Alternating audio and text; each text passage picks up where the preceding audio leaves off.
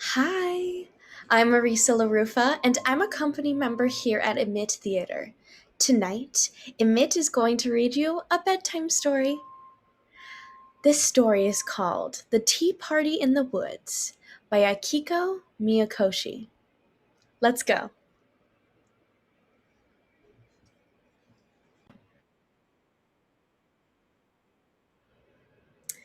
The Tea Party in the Woods by Akiko Miyakoshi. That morning, Kiko had awoken to a winter wonderland. It had snowed all night. Now, her father was off to Grandma's house to help clear the walk. Is this the pie for Grandma? Kiko asked her mother, spotting the box near the door. Oh dear, her mother said. Your father forgot it. I can still catch up to him, said Kiko. All right, but hurry. Grandma's house was on the other side of the woods. Kiko set out, following her father's tracks in the snow. The woods were very still and so quiet. Kiko's footsteps were the only sound. Can you make snow sounds?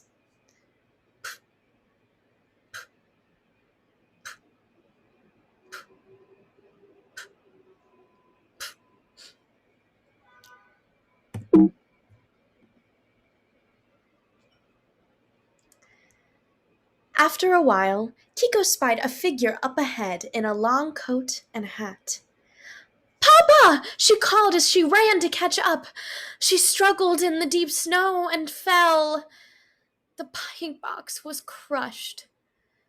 Kiko felt like crying, but her father was almost out of sight, so she picked up the box and hurried after him.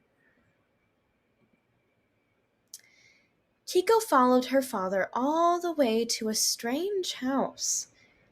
Has it always been here? Kiko wondered. She couldn't remember having seen it before. She watched as her father went inside. Curious, Kiko peered through the window. She watched as he took off his long coat and hat. But he wasn't her father at all. Kiko had been following a great big bear.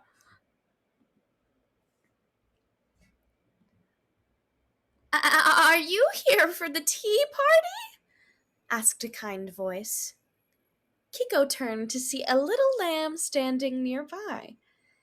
This way, said the lamb, gently taking Kiko's hand and leading her inside.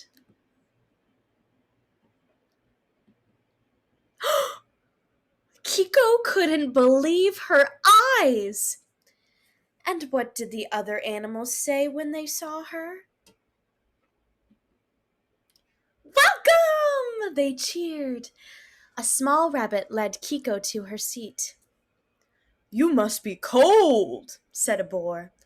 Please come in and warm yourself. We're about to serve the tea, said the rabbit. You're just in time.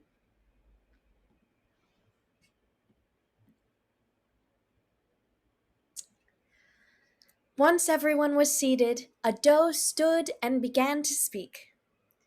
Thank you all for coming on this cold winter day.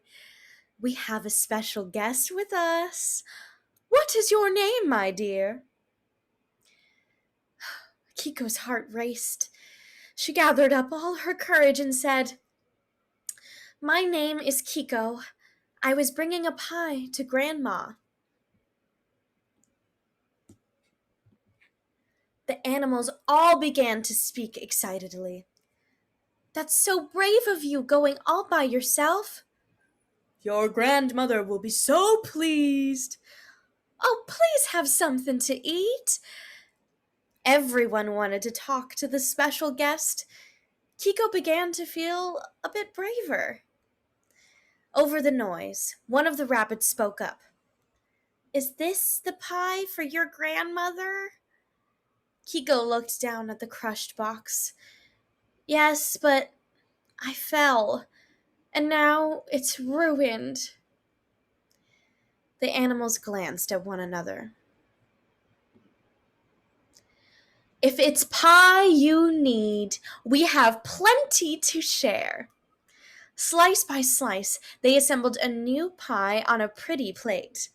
Each piece had a different filling of seeds and nuts and fruits and other delicious things gathered from the woods.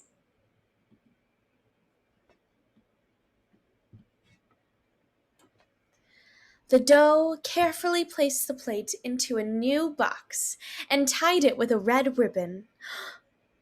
How nice, said Kiko. She was so excited that she wanted to take the pie to Grandma at once. We'll come too, said the animals. Look at all the animals and their red and yellow. And she has her red and yellow too.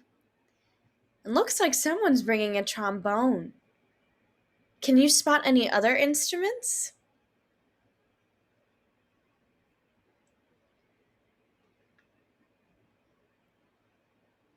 I see a flute, a tambourine, a tuba, a cello, a violin. The woods were filled with joyful sounds as everyone paraded to Grandma's house, singing and laughing and playing music as they went.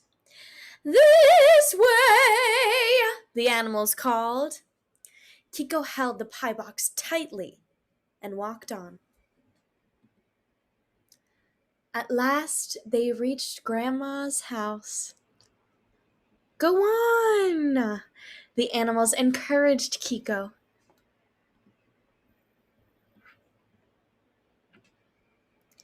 Kiko knocked on the door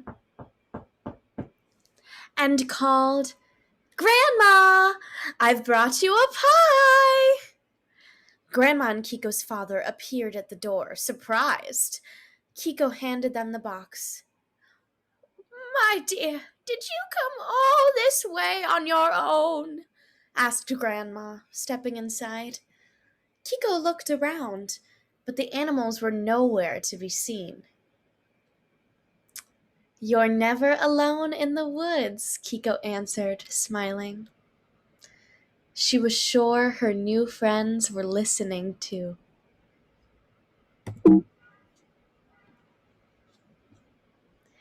The end. There's Kiko and her grandma and her dad all enjoying the pie together. Akiko Miyakoshi is an award-winning author and illustrator. Her first picture book, The Storm, won the Nissan Children's Storybook and Picture Book Grand Prix. She lives in Tokyo, Japan. Thank you so much for reading with me. Good night.